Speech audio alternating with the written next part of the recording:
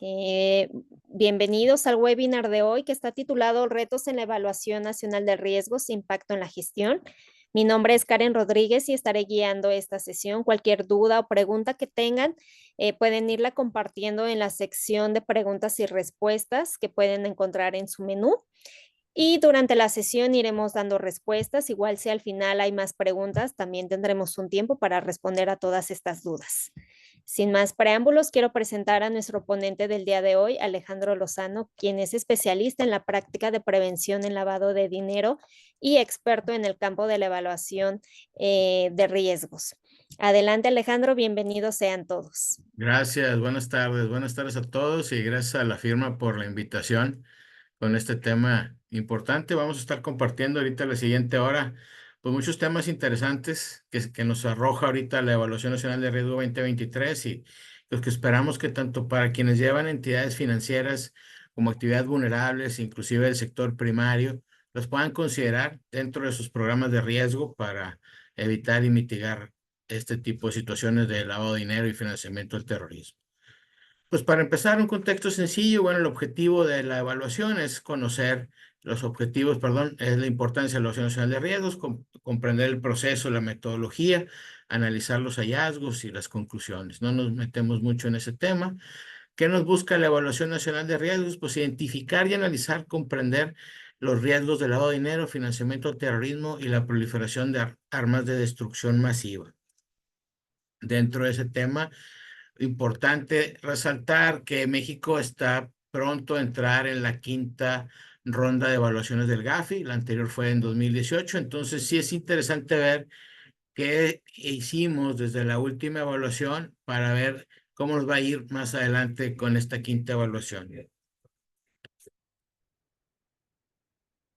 Un poquito de contexto. Bueno, el gobierno de México combate a la delincuencia organizada, debilitando las estructuras, enfocándose en la prevención del lavado de dinero, financiamiento del terrorismo y las armas de destrucción masiva. Esto en apego y cumplimiento al requerimiento 1 del GAFI, ¿no? En base a esto, tenemos esta evaluación nacional de riesgo.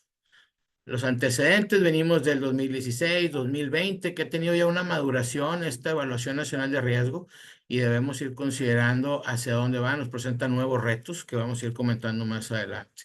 En apego a la recomendación del GAFI, bueno, esta evaluación tiene un alcance nacional, el enfoque federal es transparente, una conformación plural y tiene un ejercicio integral de todo lo que se llevó a cabo. Para ver este ejercicio se consideraron los participantes del régimen, los 41 autoridades, personas enlaces y quienes llevan el régimen de prevención del lavado de dinero, en cumplimiento de las convenciones de Viena, Palermo, Mérida, las obligaciones del GAFI. También se contempla también, como dijimos, a los sujetos obligados, autoridades reguladoras, supervisoras y demás entes que participamos en el régimen. Para esto, y es interesante platicarlo, se llevó a cabo una metodología, seguramente a todos nos llevó, a todos quienes tengan los sujetos obligados y actividades vulnerables, unos cuestionarios, ¿no? Que vamos a ver aquí, este es el resultado de lo que dijimos.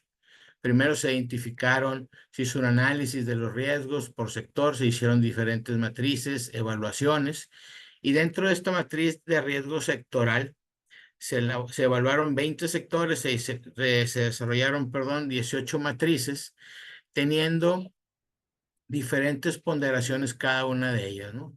Cada una atendiendo su comportamiento, el sistema al que van corriendo, sus productos, etcétera. Derivado de esto, reflejan los riesgos inherentes del sector, lo que intensifica el riesgo y lo que los mitiga. Punto interesante aquí es cómo nos fue en el sistema financiero. Aquí se alcanza a ver, pues creció un poco. Ahí está, déjenme, aquí está. Creció con relación al año, a la evaluación anterior, de 3,368 subimos a 3,549 entidades financieras, sociedades financieras, sujetos obligados.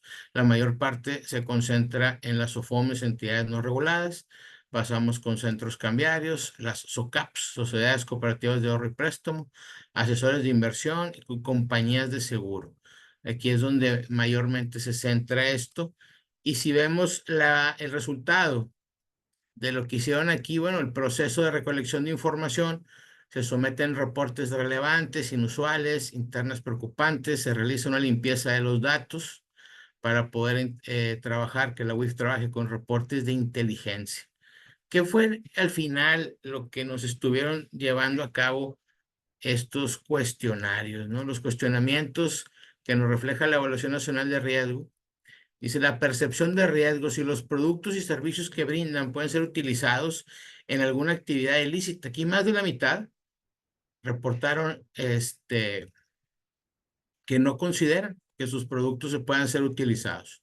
Cuenta con criterios adicionales para clasificar a clientes y usuarios de alto riesgo. La mayoría comenta que no. En el caso de un procedimiento para detectar operaciones extemporáneas, igual la mayoría comentamos que no, los que llevan a cabo estos cuestionarios, y cuenta con un programa de capacitación, pues la mayoría sí lo tiene implementado. Y aquí la parte interesante, pues es conocer el contexto de por qué contestamos que no. Fíjate que platicamos con gente de la autoridad y a veces nos indicaron que habían identificado que en ciertas empresas era las mismas personas las que ayudaban a las entidades a contestar los cuestionarios, traían el mismo error de ortografía.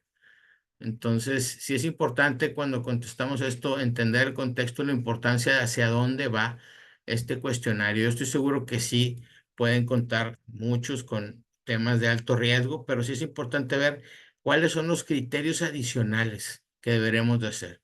Y en el mismo caso del financiamiento al terrorismo, es un tema que hemos dejado pues todavía verde, está empezando a madurarse, pero y veremos más adelante qué es lo que nos están diciendo respecto a este tema.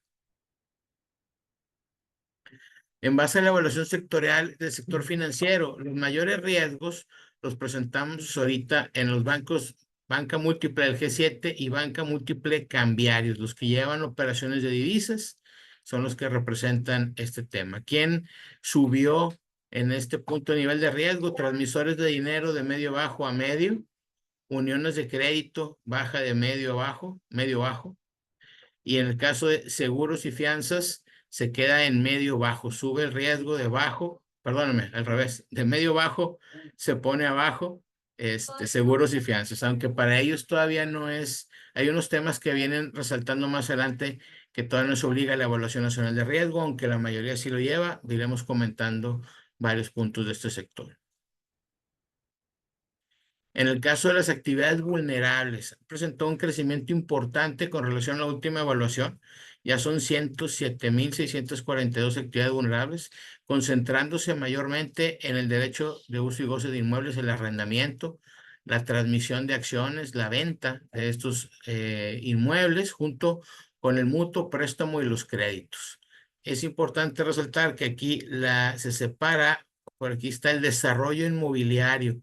Anteriormente venía junto la venta y el desarrollo, ahorita como que generaba algo de duda al momento de implementarlo y se separa, ¿no? Donatarias también presenta un incremento importante y recordemos que para el GAFI las donatarias tienden a ser de mayor riesgo. Veremos ahorita cuáles son los esfuerzos que se hicieron o qué son las recomendaciones que nos presentan para estas actividades de las donatarias. Importante también platicar, el crecimiento no es tanto, pero de las obras de arte. Es un sector que no está regulado y ahorita vamos a ver el nivel de riesgo que los van dejando aquí la misma evaluación.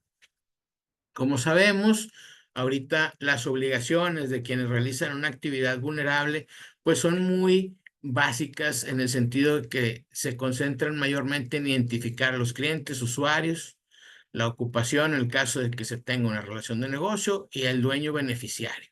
Solamente la manifestación de que si se tiene conocimiento de la existencia de un dueño beneficiario.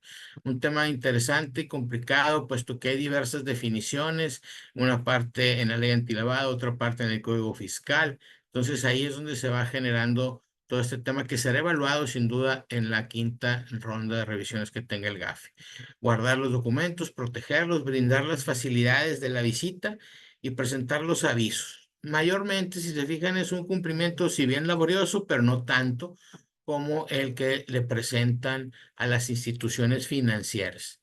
Parte de lo que comentan en esta Evaluación Nacional de Riesgos son los esfuerzos que ha hecho la autoridad por presentar y que avancen diversas reformas que esperemos que pronto sean aprobadas. Las reformas para el tema de poner nuevos delitos, el delito de testaferro, la obligación de tener una auditoría para quienes llevan una actividad vulnerable junto con una capacitación, entre otros. También la obligación de quien sea el responsable de cumplimiento tenga un poder de actos de administración. Sin duda hay muchos esfuerzos que detallan la autoridad dentro de esta Evaluación Nacional de Riesgo respecto de los esfuerzos que se hicieron con las actividades vulnerables y debemos estar atentos a esta evolución, puesto que sin duda el GAFI va a estar empujando para que tengamos más cumplimiento, o no incumplimiento, pero que tengamos más elementos que nos acerquen al cumplimiento técnico, por decirlo de una manera correcta. Dentro de esto se llevaron los cuestionarios, las matrices, para no entrar en el detalle de cuántos, pero sí es interesante ver qué contestamos en estos temas, ¿no? Dentro de aquí, a la pregunta si su actividad puede ser utilizada de manera ilícita, casi el 90% considera que sí. Es un tema importante donde la misma ciudadanía ya se reconoce que sí puede haber un riesgo de lavado de dinero. Igual con el tema de localidades de alto riesgo, cuenta con lineamientos para identificarlos, así como criterios. Es el 95% el que indica. Sin embargo, es importante comentar que más adelante, y el mismo documento lo describe, te habla de que quienes llevan actividades vulnerables identifican con independencia del monto que le toque. No olvidemos que estas son actividades de comercio y que también resulta complicado para este tipo de sectores el dar cumplimiento a este tema. Por eso siempre se habla de una cultura de cumplimiento, de un tema que venga desde la dirección general para que puedan estar apegados a esto y sobre todo la parte más complicada, que esto no sea un dolor de cabeza y me refiero a la parte operativa. Siempre ese es el tema y el reto para quienes llevamos temas de cumplimiento, el que seamos ágiles dentro de la aplicación de la norma y estar dentro del apetito de riesgo que se haya establecido previamente. El tema, si cuenta con mecanismos para identificar a los PEPs, pues está al 50%. Pues sí es importante comentar que el GAFI ya se ha manifestado al respecto, inclusive publicó unas guías para los PEPs donde dice que no nada más el tema es identificar al PEP, sino que puedan de alguna manera tener una matriz para evaluar al PEP, con qué tipo de PEPs trabajo. Y esto aplica tanto para entidades financieras como para a las actividades vulnerables, ¿no? Donde digamos, hoy es un PEP que decide, es un PEP que de determinado rango que puede afectarlo y en base a eso y esa matriz poder atacarlo y no nada más decirlo y atacarlo me refiero en, perdón la palabra por atacarlo, pero podamos ir cubriendo la necesidad de identificar adicionalmente qué están llevando, el motivo de las operaciones y demás funciones que nos requieren aquí la autoridad. El tema de identificar las medidas para el riesgo de financiamiento al terrorismo, sin duda, este, la mayoría comenta que no es un tema que la misma Evaluación Nacional de Riesgo nos comenta que tenemos que ir madurando con capacitaciones, etcétera, y entendiendo sobre todo el delito, porque definitivamente es una situación distinta conforme a lo que viene siendo lavado de activos. El resultado de esta evaluación sectorial queda de la siguiente manera: las obras de arte y metales preciosos siguen siendo altos, sube el riesgo, los monederos electrónicos, los certificados de devoluciones y recompensas. También, como les decía ahorita, se agrega la parte de servidores públicos, el desarrollo inmobiliario y los activos virtuales, que lo vamos a ver más adelante, cómo ha estado llamando la atención, sobre todo una publicación reciente de la UIF donde comentan que quienes manejan activos virtuales se ha incrementado bastante el tema de los reportes. Dentro de estos riesgos asociados a los sujetos obligados, ¿qué nos comentan? Que si bien es cierto, el sistema de monitoreo se ha perfeccionado, los sujetos obligados utilizan criterios adicionales para clientes de alto riesgo y beneficiario final, pero también una alta percepción de que los sujetos obligados pueden ser utilizados de manera ilícita. Recordemos que el tema no es que nosotros lavemos dinero, sino que tengamos un medio, un vehículo por el cual podamos ser utilizados como medio para lavar dinero. Dentro de estos reportes tienen deficiencias al momento de verlo y es una cuestión que el GAFI, digo, perdón, en este caso la Comisión Nacional Bancaria, en conjunto con la UIF, han emitido mejores prácticas. Nos hablan de tener un mejor entendimiento de lo que van a ser las mejores prácticas para cada sector, cómo generamos el reporte, el análisis que presentamos, inclusive dichos documentos refieren a algunos casos donde nada más decimos, pues presentó un comportamiento inusual, pero no damos su contexto, no damos un análisis transaccional. Las guías ya te comentan, en algunos casos no aplicables todavía para todos, pero sí de consulta, donde dices, oye, tengo que revisar los últimos 6 meses, ver el comportamiento, ver si hay una operativa o no, no nada más aventar la información a la autoridad. Recuerdo por allá del 2012, cuando empezó a tener un boom este tema, sí nos llamó la autoridad y dijo, oye, pues utilicemos el Comité de Comunicación y Control, dictaminen las operaciones, filtren, porque en esas épocas la letanía era ante la duda reporta. Entonces, ¿qué pasaba? Se generaban reportes que pues eran reportes basura, no le ayudaban a la autoridad y sí es importante ver que la autoridad descansa en que lo que nosotros estemos mandando de información. También se considera necesaria la revisión dentro del sistema de alertas, modelo de riesgo y proceso de análisis para las instituciones de tecnología financiera, seguros y fianzas, y quienes llevan los agentes económicos individuales, los agentes de inversión, porque ellos no tienen reporte de operaciones relevantes, inusuales y reportes en cero. Entonces, sí es interesante reforzar la aplicación y comprensión del documento, lo que veníamos haciendo de mejores prácticas, obviamente aplicable a cada sector.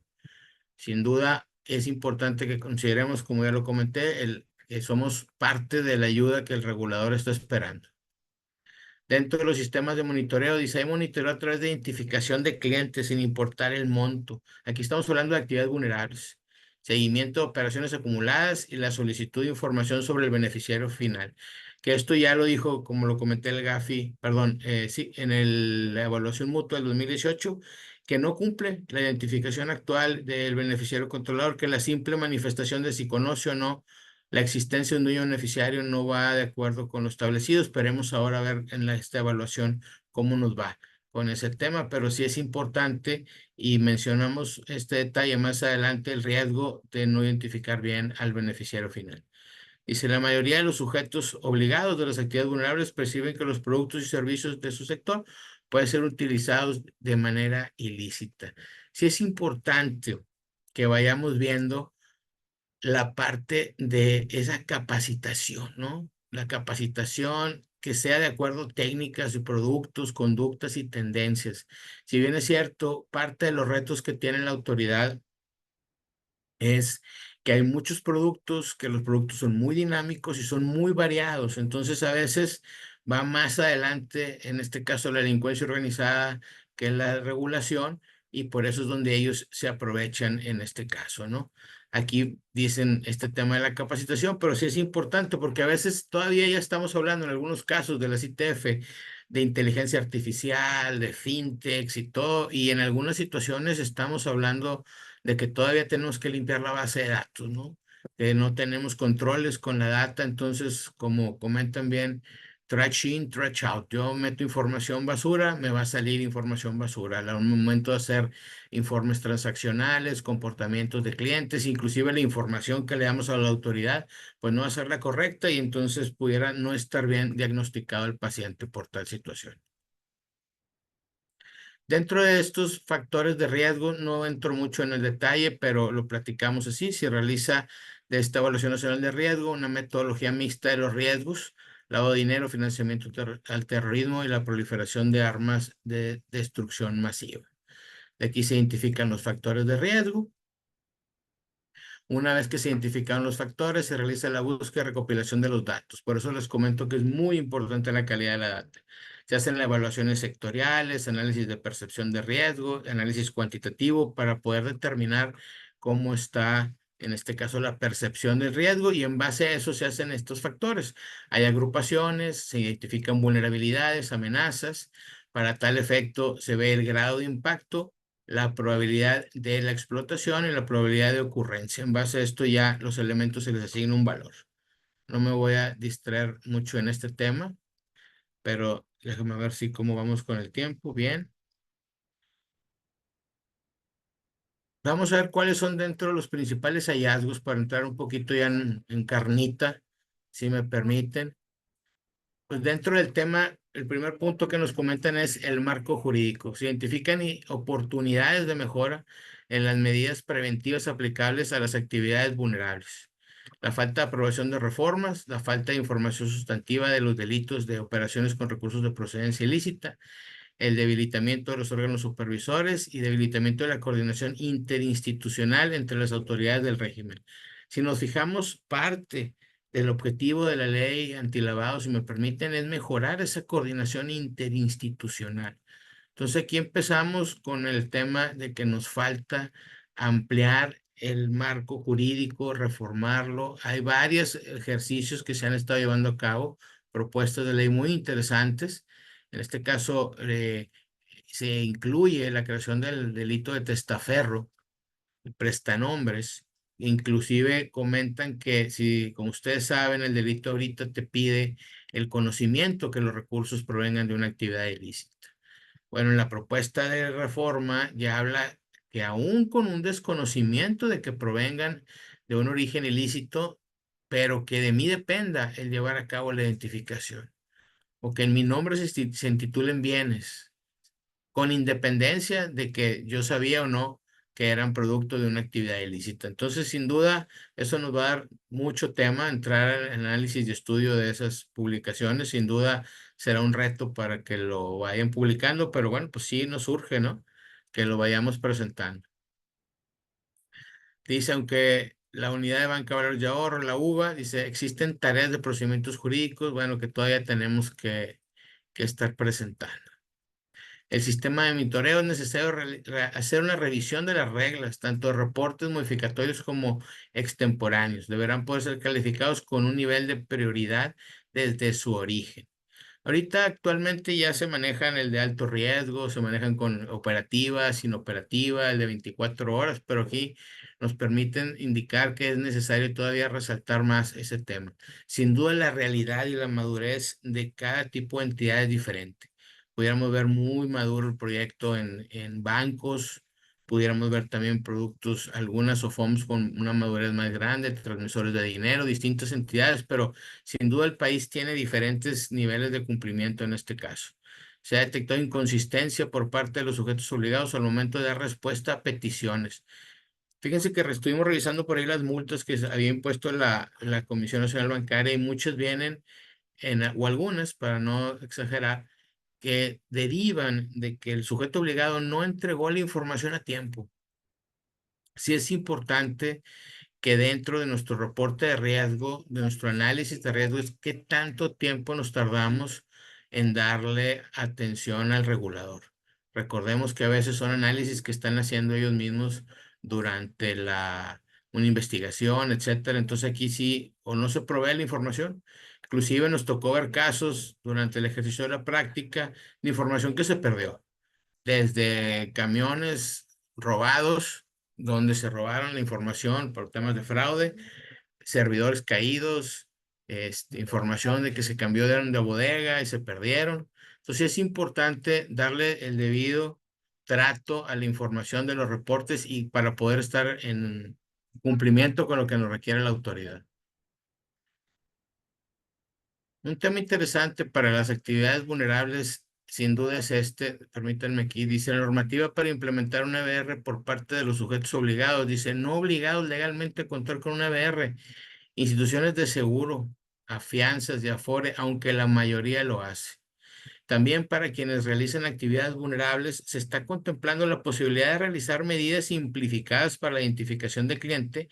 Esta permite, esta será permitida, perdón, solo si se considera que el cliente es de bajo riesgo. Este punto es bien interesante.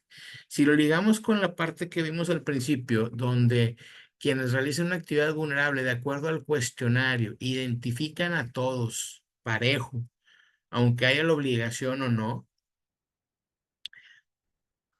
aquí nos sugiere que si implementan un tema de medidas simplificadas y que cataloguen de alto riesgo, eso sea obligado, solamente en esos casos sea obligatorio contar con una metodología de enfoque basado en riesgos. Veamos a ver qué nos dice el GAFI al respecto. Lo hemos comentado ahí con colegas y pues no todo el mundo está de acuerdo en que con ese tema vaya a ser una cuestión que se cubra la obligación de que todos deben de contar con una evaluación de riesgo. Pero vamos a ver qué nos dice, hoy por hoy es lo que tenemos, vamos a ver qué nos dice el GAFI ahora en la siguiente visita que nos haga.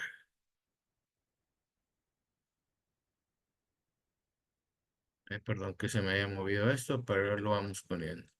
Dice, los supervisores, la maduración de los modelos de riesgo. Se identifica la necesidad de fortalecer el número de personas dedicadas a las tareas de supervisión, tanto para actividades vulnerables como para los sujetos obligados. Aunque la metodología LBR del SAT representa un avance importante en la supervisión y mitigación del riesgo, existe una dependencia en la correcta y constante actualización de la matriz y cálculo en la efectividad de los indicadores. Hemos visto este año que se incrementaron las visitas, a más clientes los estuvieron visitando, estuvieron requiriendo por ahí información, haciendo auditorías, visitas en sitio. Y sí recuerdo que fue todo un tema atenderla, ¿no? Por ahí también tenemos una charla con uno de mis compañeros que también están hablando de cómo atender adecuadamente una visita. Sin duda un tema importante que debemos de considerar para quienes llevan actividades vulnerables y puedan de alguna forma atender esto, porque el regulador estará empujando para hacer más visitas y ser más eficientes en ese tema. Se habla ya de utilizar inteligencia artificial, información in situ, extra situ para poder hacer esas auditorías de manera remota. Entonces, la coordinación entre autoridades, dice, no existe un sistema integral de acciones de PLD que se esté realizando. La UIF y la Comisión propusieron incorporar al grupo de homologación de criterios en materia de supervisión en la estrategia nacional. La unidad de inteligencia han firmado convenios y con gobiernos. Seguimos todavía un poquito atrasados en este tema. La autoridad sigue haciendo los esfuerzos para poder compartir informaciones y por eso es que esta es una debilidad que tenemos que mejorar nosotros la parte del intercambio de información y la cooperación con autoridades. Les platico aquí el tema del beneficiario final, lo que hemos estado viendo, dice, el principal riesgo es la falta de información adecuada, precisa y oportuna sobre quién deba ser el beneficiario final, beneficiario controlador, propietario real, ¿cómo le llamamos? La falta de homologación en el término, que es uno de los temas que tenemos aquí, una base de datos desactualizada de quienes tengan esta característica de ser propietario real. Hablamos aquí con la cuestión del registro público de la propiedad del comercio, ¿no? Esa base de datos desactualizada. Sin duda un gran reto, ya que, como lo hemos comentado, pues el país presenta diferentes avances tecnológicos. Podemos ir en una parte, en un extremo muy, muy digitalizado, un avance ya, sin decir que esté excelso, pero más avanzado, y en otros lados donde todavía estamos apenas recuperando papeles y en esos procesos. Por eso este tema son campos también en los reportes que existen dificultades para la extracción del nombre en los ROIs. Como es un texto abierto, hay que editar el reporte, el layout del reporte para poder poner un campo específico y que la autoridad lo pueda tomar cuando esté haciendo los análisis correspondientes. ¿Qué se busca hacer? ¿Qué busca la autoridad? Que comenta acciones de fortalecimiento, entrevistas presenciales, intercambio de información con las entidades financieras, remisión de reportes de 24 horas y que me resulta muy interesante, sistema de alertas que permitan dar seguimiento a cambios en el perfil transaccional. ¿De quién? Del mismo beneficiario final. Entonces, ya lo tendremos que ir empezando a incluir. ¿Cuántas personas, cuántos beneficiarios finales tengo en cuántas empresas?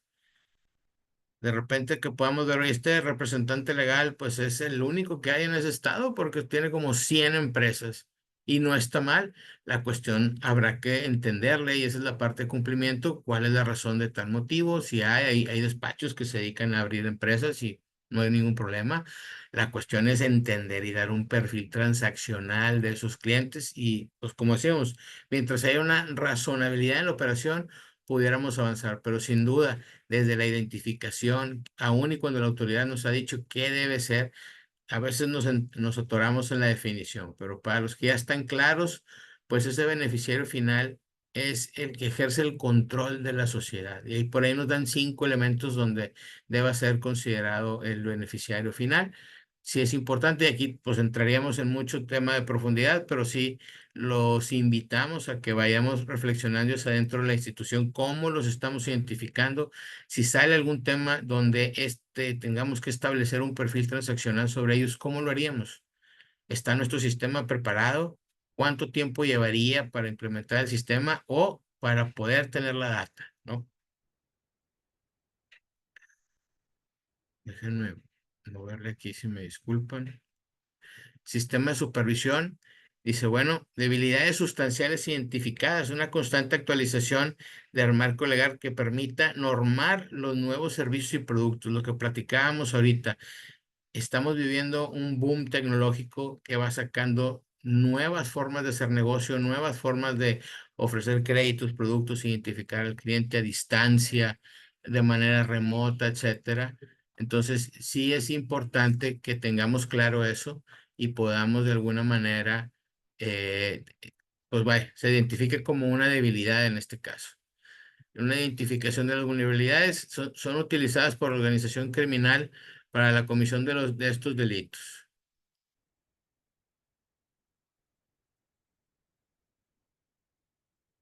Dame un segundo, me distraje un poco, perdónenme. Dentro de las acciones del SAT, bueno, supervisiones, como lo comentamos, vimos un incremento este año en las visitas que estaban haciendo, visitas ordinarias, reforzadas. Enfoque es reforzar el enfoque basado en riesgos y el método de verificación extracito. Yo creo que con la misma información la autoridad está haciendo ejercicios donde van y solicitan información y con eso van viendo qué más información y cómo pueden estar atentos con la supervisión extrasitu y a través de inteligencia artificial. Pero sí debemos estar atentos porque el reto siempre es proporcionar la información a la autoridad en tiempo. Sí es importante que lo tengamos claro, que hagamos un ejercicio hacia dentro de nuestra institución para decir, bueno, si me llega el requerimiento en el caso de actividades vulnerables, ¿cuánto tiempo me tardo? Hay que ver la ley de responsabilidades administrativas para ver cuánto tiempo nos marca ahí el plazo y ver si de acuerdo como tenemos establecida nuestra lógica, nuestra operación, estamos en posibilidades de cumplir o no con ese requerimiento. Dentro de ese tema y de acuerdo a lo que nos había comentado el Gafi en el IEM del 2018, que sí teníamos un conocimiento de lo que va a ser las actividades, este, perdóname, los vehículos corporativos que son usados, faltaba todavía conocer un poquito más de cuáles eran los más utilizados. Para tal efecto, la Evaluación Nacional de Riesgos lleva a cabo un análisis y nos dice que, bueno, mayormente es susceptible de un riesgo una sociedad anónima que se utiliza por recursos de procedencia ilícita. Pero no debemos de dejar a un lado también, pues yo me imagino que contempla también las APIs. Hemos visto ahorita casos de fraude que ha habido recientemente aquí en el estado, seguramente en más partes de la República, donde ese es el vehículo que más están utilizando con un fraude, que en el mejor escenario puede ser un fraude, también pudiera ser una cuestión de lavado de dinero que tendría que estar obligando a investigar la autoridad. Todavía es que en el caso que, digo, para no entrar en un tema de polémica, pero en un caso muy sonado aquí en el estado, estaban mandando dinero fuera del país y ahora las personas, hubo personas ahí defraudadas, etcétera. Entonces, pues también pudiéramos ver desde el punto de vista de la UIF, pues cuál es el origen del recurso, ¿no? Y en base a eso tomar acciones. Entonces, no nada más el ojo con la sociedad anónima, también las APIs, esos famosos Friends and Family, donde podemos poner recursos ahí, hasta dónde estamos en riesgo con eso. Conocemos verdaderamente con quién estamos haciendo negocio. Debemos de ampliar muy bien en eso y va dependiendo de las empresas que levantan capital. Tengo un proceso de third party risk, voy revisando con quién hago el negocio, están en listas, ¿no? Tienen una acreditada solvencia moral, económica, o nada más hago negocio y me persino. Bueno, pues ahí tenemos que ver. Esto es parte de todo el contexto que nos va comentando aquí este tema.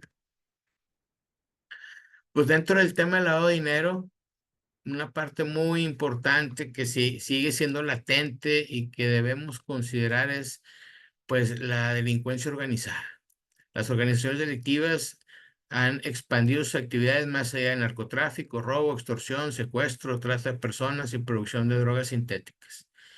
sea, el delito de extorsión también es un delito que no es muy denunciado y también pudiera ser interesante verlo desde el punto de vista de lavado, incluyendo, perdón, sobre todo porque a veces pensamos que la persona está de acuerdo con el lavador de dinero, pero también lo pueden estar extorsionando.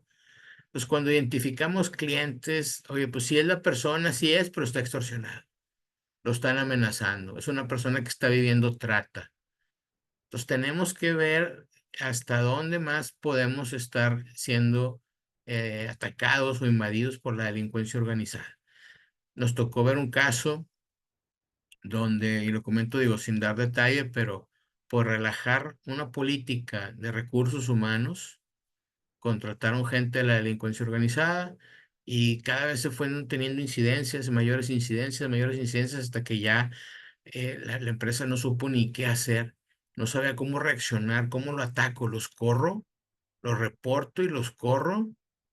Fue todo un tema hacia adentro de la institución, una reflexión que los estuvimos ahí acompañando. Al final, obviamente, se reportó, se implementaron comités de riesgo, se implementaron muchas cosas que no existían, pero la parte interesante es, sabemos cómo reaccionar si nos pasa, lo identificamos. Ese tema de la delincuencia organizada, seamos barridos hacia los empleados, barridos completos. Oye, son muchos empleados. Bueno, ¿a qué tipo de empleados? ¿Qué decide? El que compra, etcétera, etcétera. Porque a veces podemos formar parte de una cadenita, ¿no? Recordemos que cuando la FGR hace alguna investigación, pues tiene que ser considerando a todos los que participan en eso, ¿no? Entonces sí es importante, y de acuerdo a lo que nos dice la Evaluación Nacional de Riesgos, pues que la amenaza y la probabilidad de tener una incidencia con la delincuencia organizada es alta. Entonces, se identifican incidentes cibernéticos durante la pandemia con pérdidas millonarias.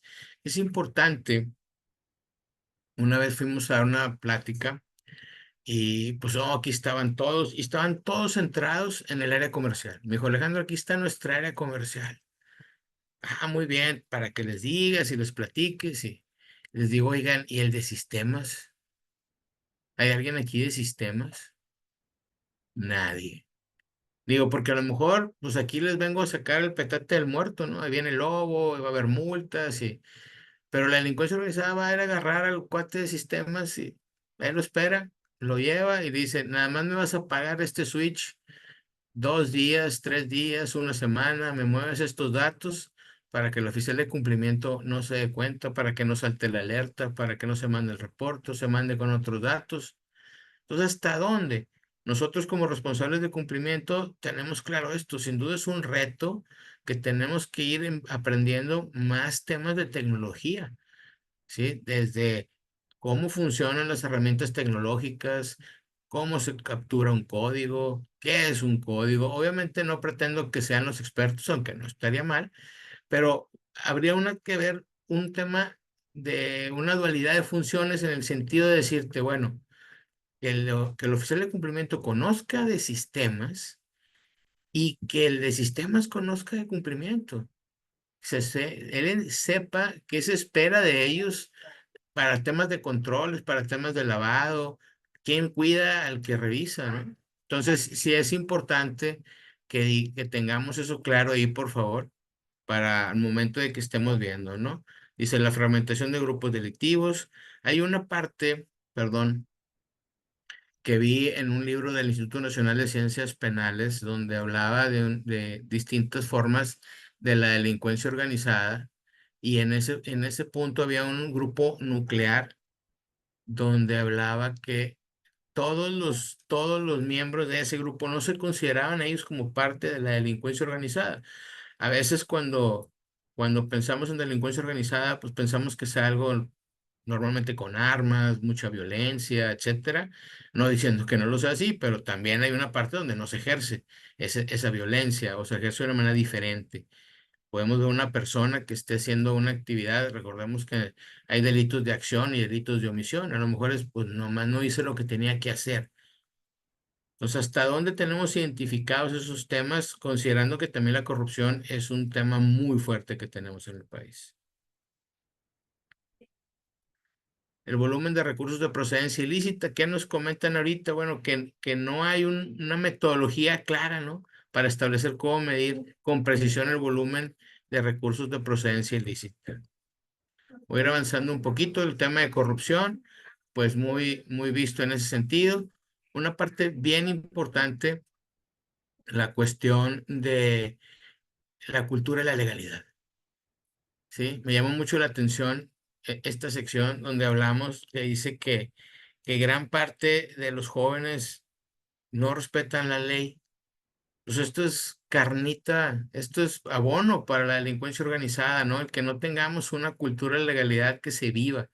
Si consideramos que pues seguimos sumando temas de corrupción, el tema que no están saliendo, no hay sentencias o la gente sale libre por la razón que sea, sin entrar en un tema político, pues esto para la gente genera un tema interesante, ¿no? Para la cuestión de una falta de cultura de legalidad o que estamos estancados en ese tema de la cultura de legalidad del civismo. Sí, es un riesgo que tenemos que ver, por eso se presenta como una de las vulnerabilidades que tenemos aquí. Dice, la población joven se percibe poco o nada de respeto a las leyes por parte de los gobernantes, además de sentir desconfianza.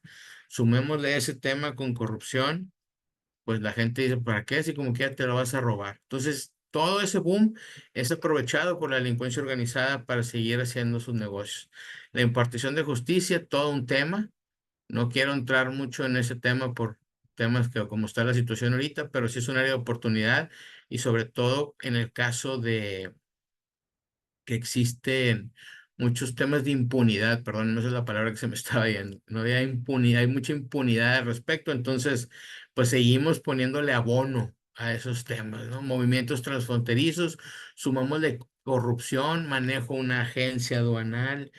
Hago negocios con gente que importa, exporta, mueve, hasta dónde conozco que si la operación es lógica, hace razón o no. Me queda claro, y como se ha comentado con diversas instituciones, dice, oye, pues nosotros no somos los policías, no, tenemos una función, tenemos de cumplirla y en base a nuestro riesgo, ¿qué tanto resulta ser que esos clientes están operando? Si hace razón o no, si hace sentido, de repente podemos estar viendo movimientos que no, y la importancia es pues reportarlo directamente a la autoridad, pero sí contabilizar esos temas, tener visto al cliente, identificarlo, ¿no? Para, sobre todo lo que se ha estado incrementando en el país.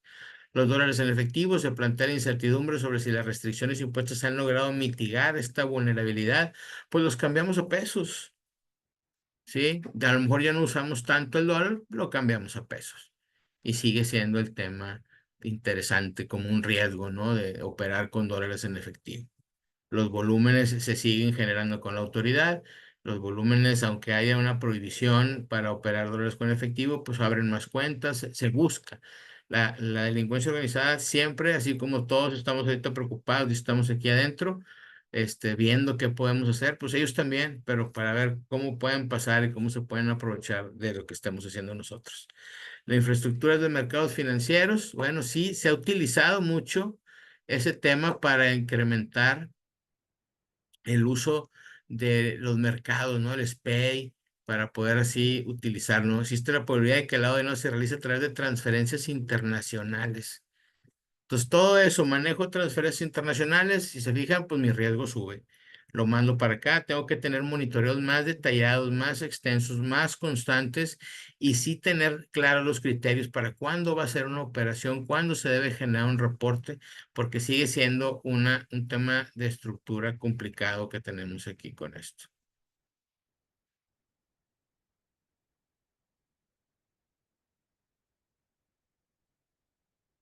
Las operaciones de moneda nacional en efectivo, sigue siendo el tema, el efectivo, sumado con el punto que sigue el tema de la economía informal. El medio de pago para la población mexicana utiliza con mayor frecuencia para el compra de efectivo. Me queda claro que cada estado de la República vive una realidad diferente respecto a los temas tecnológicos y es un reto para la autoridad que todo el mundo pueda irse bancarizando en ese sentido. No sin olvidar que el tema cultural, de que todos entendamos ese estado de derecho, que no caer en un tema de prestanombres, ayudar a la delincuencia organizada directa o indirectamente, pues nos van a estar pagando en efectivo. Entonces es una labor muy fuerte que se tiene que hacer para tratar de evitar esto aquí seguido esto, ¿no? Dice, la economía presenta un problema exponencial debido a que el dinero recaudado puede ser de procedencia ilícita e introducido al sistema financiero mexicano de distintas maneras, con cuentas, empresas pirata, con prestanombres. Hay mil maneras, de mismos negocios que se van utilizando, no diciendo que toda la economía informal genere lavado de dinero, pero es un tema importante que alguna vez que nos tocó participar en una reunión con el Gafi hace muchos años, nos decían, dijo, oye, pues aquí hacemos muchas cosas en México para cumplir. Y en aquellos años, cuando yo estuve funcionando en una institución financiera, me decían, pero nadie me compra un Homer con Catch. Y ahorita a lo mejor ya no lo compran con Catch, pero lo compran a través de una empresa pirata, de una empresa fantasma y tantito Catch. Y empiezan a hacer toda una estrategia para poder brincar esa regulación. Por eso es importante que estemos atentos. Sin duda, los siguientes años veremos a ver qué tanto más incrementa el uso de efectivo y sobre todo la generación de que la gente vaya sacando el efectivo. La contratación pública de bienes y servicios, sin duda un tema interesante que debemos de tener por los temas de corrupción. Ya hablamos, corrupción, delincuencia organizada, vienen directamente las contrataciones públicas de bienes y servicios. ¿Qué tenemos? Trabajo con estos clientes. Yo soy una persona que da servicio. Estoy contratado a través de una serie de subcontrataciones. Si mañana viene la Auditoría Superior de la Federación, llegarán hasta acá. Lo único que tengo es un contrato. Hay razonabilidad en la operación. Sí es importante que veamos estos temas y que están muy, muy delimitados. Sin duda, hace mucha falta más acciones para desincentivar este tema y para brindarle más transparencia a todos estos procesos y que a todos los mexicanos pues nos vaya bien el tener claridad de todo este tema. Comercio electrónico, pues sin duda ahorita el tema interesante, cómo ha crecido. Recientemente activaron el comisionista digital, ya viene un reto por ahí. El tema, para que lo tenemos que ver en nuestros riesgos, es el riesgo de fraude, pero también ver el robo de identidad, ¿no? La suplantación de identidad. Por ahí supe de unos casos de personas donde eran sus datos con otra foto, y se habían intitulado distintos bienes, no digo cuáles para no alertar a nadie, pero sí distintos bienes al nombre de esa persona para que pudieran de alguna forma, pues pasar desapercibidos, ¿no? Con la autoridad. La persona muy tranquila, muy, muy desinhibida, hasta que de repente vio su foto así, digo, fulano vio su nombre y que no era su foto, a una persona que habían detenido y fue donde se empezó a preocupar. Entonces, volvemos a sumar factores, corrupción, de dónde sacó la identificación falsa, cómo pasó con todos los controles. Es todo un tema que tenemos que estar atentos para quienes ofrecen servicios de banca electrónica, para los bancos, los mismos comercios, es un reto. No nada más el fraude, también la suplantación de identidad que debemos de tener puesto ahí. ¿Qué tal que pasan reportes a nombres de otras personas que no existen, que ya no están y pues también caen dentro de los supuestos de lavado de dinero? Dentro del sector, bueno, el sector financiero perdió confianza en el público en general, por lo que los usuarios se mostraron un poco receptivos a estos cambios, ¿no? Hay muchas fintech, ahí vienen. También, ojo con las multas.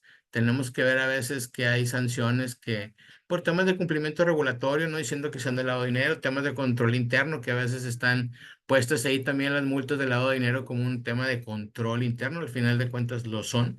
Pero sí es interesante que veamos estos sectores cómo van a ir creciendo, van a ir madurando, hay muchos productos nuevos que van saliendo, muchos jugadores que van a ir saliendo por ahí, que están ahorita precisamente en el proceso para ser banco. Sin duda será un reto para ellos estar a la altura de una institución financiera en el tema de controles. Pero bueno, vayamos viendo cómo madura, ¿no? Estas instituciones de tecnología financiera, los comisionistas digitales, no les perdamos el ojo. Dentro de los temas de terrorismo, bueno, la gran amenaza, una amenaza en México, y digo gran porque sí es un tema muy serio que debemos de intensar, nivel de amenaza de terrorismo es poco significativo. Sin embargo, tiene una vulnerabilidad que plantea el peligro de que sea utilizado como plataforma de agentes extremistas. Integración económica, geográfica, mitigantes de, perdón, los migrantes de riesgo, acceso a tecnologías, oficinas de representación. Sin duda un tema que en México debemos entender cada vez más. Si nos vamos a ver las grandes capacitaciones, las empresas que dan servicio de asesoría en temas de financiamiento al terrorismo, resulta importante ver cómo es una situación por territorio. Te van a decir financiamiento al terrorismo en Asia, en Australia, para Medio Oriente. ¿Por qué? Porque no perdamos de vista que son temas ideológicos. Esto va con tema de creencias de determinado sector, y entonces son estos determinados agentes extremistas. En México no está, pero sí tenemos esa vulnerabilidad para tenerla ahí. Interesante ver, para no perder de vista, que para el tema del financiamiento al terrorismo puede darse recursos lícitos y recursos ilícitos, si no necesariamente tiene que ser todo ilícito. De acuerdo a algunas publicaciones que ha hecho el NACIPE, se tiene identificado empresas de la economía formal que su PTU, su utilidad es para patrocinar actos terroristas. Entonces, tenemos que estar atentos. Sin duda, el financiamiento del terrorismo es un reto, identificarlo, monitorearlo, establecer controles. La parte importante primera es establecer dentro de nuestro modelo de riesgo, nuestra evaluación de enfoque basado en riesgos, hasta dónde podemos estar siendo vulnerables con un tema de terrorismo. Manejo alimentos, el alimento se exporta, pudiera de alguna manera generar un ataque a un grupo a través de alimentos contaminados, no sé. Cada institución deberá reflexionar y en base a las guías que ya ha determinado el GAFI, debe indicar qué tan expuesto está o no, o cómo ha ido cambiando su negocio en base a estos criterios. Se advierte la existencia y desarrollo de redes de reclutamiento en Internet con interés en hispanoparlantes. Eso es lo que nos comenta, ¿no?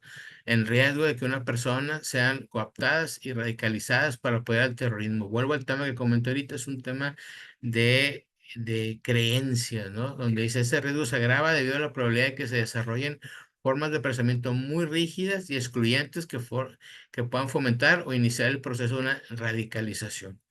Cuando estuvimos dando clases, pues yo tocaba temas como estos dentro de la clase de cultura y legalidad que estuve impartiendo, y los alumnos pues empezaban a ser más conscientes de ese tema y me decían, me acaban de mandar por el Facebook una solicitud donde me dicen que me dan 5,000 pesos y pongo mi identificación y de prestanombres. Entonces, a veces, por eso el tema de esa cultura que vimos, la vulnerabilidad del Estado de Derecho, de ese estancamiento, pues resulta importante porque al final podemos hacer mucho esfuerzo, pero si la ciudadanía no estamos conscientes del riesgo que esto representa, de que tengamos cosas intituladas a nuestro nombre que no son nuestras y que participemos en actos radicales, pues bueno, en mayor medida que lo vayamos implementando, en esa mayor medida se irá erradicando. Sin olvidar que estos son temas de resistencia, no son temas de velocidad. Tenemos que generar una cultura dentro de nuestras organizaciones, ya sea empresas del sector primario, empresas públicas, privadas, instituciones financieras, actividades vulnerables.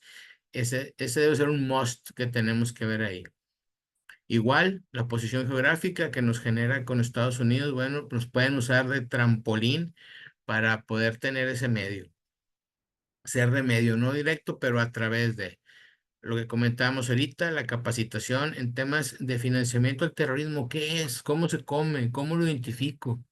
No es tan fácil, porque es un tema ideológico. Vamos a estar hablando con alguien y a lo mejor es una persona muy radical y no nos vamos a dar cuenta, o a lo mejor el dueño del negocio es el radical, etcétera. Entonces sí es interesante que lo tengamos que empezar a madurar. Igual, las organizaciones sin fines de lucro, se llevó a cabo por ahí un análisis donde identificaron las de más alto riesgo, son de medio bajo, 8 organizaciones sin fines de lucro, dos de medio y algunas, y el 93% que eran 5,900, casi 6,000 de bajo riesgo. Sí es importante que tengamos claro y presente que a diferencia de las instituciones financieras, en las organizaciones sin fines de lucro, no es tanto el origen del destino, el origen del recurso, perdón, sino el destino del recurso que tenemos que estar cuidando. ¿Cómo estoy ejerciendo esa donación? Entonces, sí se come diferente, sí son distintas las situaciones que se pueden presentar en una organización sin fin de lucro, pero es importante que tengamos que ver que mañana le van a tener que fincar esto es una opinión personal, una evaluación de riesgo, de esa, que tengan que hacer esa evaluación de riesgo, o importan, exportan, quiénes son los dueños de la societaria, etcétera, etcétera. Entonces, pues les avanzamos. La proliferación, las armas de destrucción masiva, si comentan que si bien es cierto en México, no, dice, fíjese, consume e importa material, pero no desarrolla los programas. Se adhiere a todos los temas que tenemos que ver, convenios, tratados, miembros. Sin embargo, nos comentan, no existen registros del desarrollo de programas armamentistas, pero en el último punto, no tiene tecnología para construir armas de destrucción masiva, pero sí algunos de sus componentes. Entonces tenemos que estar atentos con esos componentes, a dónde van a dar. ¿Qué acabamos de decir? Poros, frontera porosa, junto con, aquí podemos tener esos componentes, se va dando la situación que tenga, se requiere una mayor coordinación entre las autoridades para poder ver si nos llega a pasar esto, qué vamos a hacer, ¿no? Perdón que vaya un poquito más a prisa, pero sí, ya no los quiero entretener más. Los activos virtuales. Volvemos al tema que comentaron esta semana pasada, que se había incrementado por ahí el número de reportes que estaban haciendo quienes llevan actividades vulnerables hacia la UIF. Tendremos que ver ese análisis. Sí es importante que entendamos, volvemos al tema de cultura, perdón, financiera, cómo funcionan los activos virtuales, cómo se pueden ser utilizados, etcétera. Aquí nos comentan que buscan constantemente ocultar la procedencia de los recursos, obligando a autoridades a contrarrestar esas actividades para proteger el sistema financiero. Sí es importante que veamos muy bien el tema blockchain, importantísimo conocerlo. Igual el reto para quienes llevamos temas de cumplimiento es entender esto, ¿no? Cómo funciona el blockchain, cómo funciona el activo virtual, cómo se crea el activo virtual, lo podemos utilizar, etcétera. Sí es importante y son de los retos que vemos para quienes llevamos temas de cumplimiento, pues entender esto, ¿no? ¿Cómo podemos prevenir una operación ilícita de una operación que no conocemos? Los ataques de ransomware, el pan del día, 400% de incremento. ¿Cuántos temas adicionales al hackeo pudieran darse? Lo que comentaba hace rato con el tema del lavado de dinero. En lugar de decir te robo la información, no, mejor te altero la información para que mandes información a otro lado, para que salga el reporte a nombre de otra persona, para que no salga el reporte. Eso también son hackeos. ¿Y hasta dónde los tenemos identificados? A veces hay un gap y una dependencia de la gente de cumplimiento fuerte del área de sistemas con el área de sistemas donde dicen, pues ya lo pedí. ¿Y cómo sabes? ¿Sabes leer código? ¿Cómo sabes que te hicieron bien la chamba? No, pues le pregunté y ya funcionó. Entonces, sí, eso también ya lo saben los delincuentes, que a veces nos falta conocimiento en eso. Por eso sí es un tema importante que entendamos mal esto, ¿no? Que no digamos, pues ahí está el de sistema, ¿no? Bueno, ¿y quién revisa el que revisa?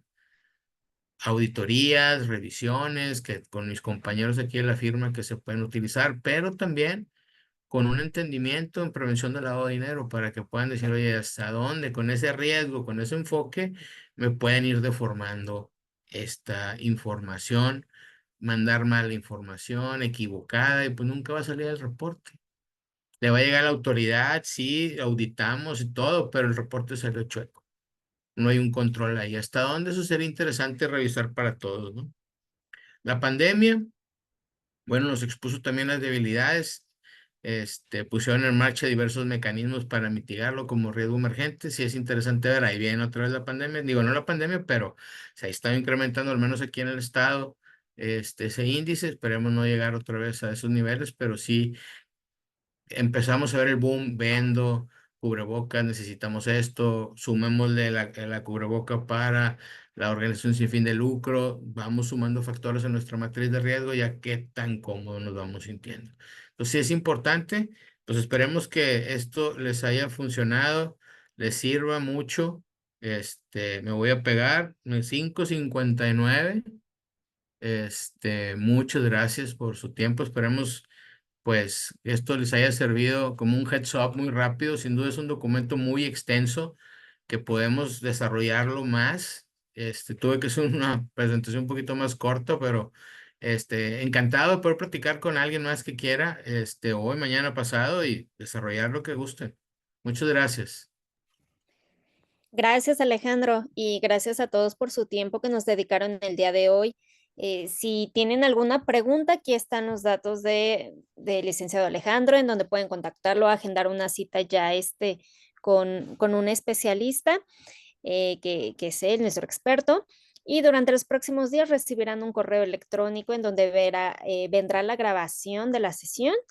Igual les pedimos a todos unos minutos para completar una breve encuesta de satisfacción que nos ayudará a mejorar nuestros futuros eventos. Gracias por ser parte de esta sesión.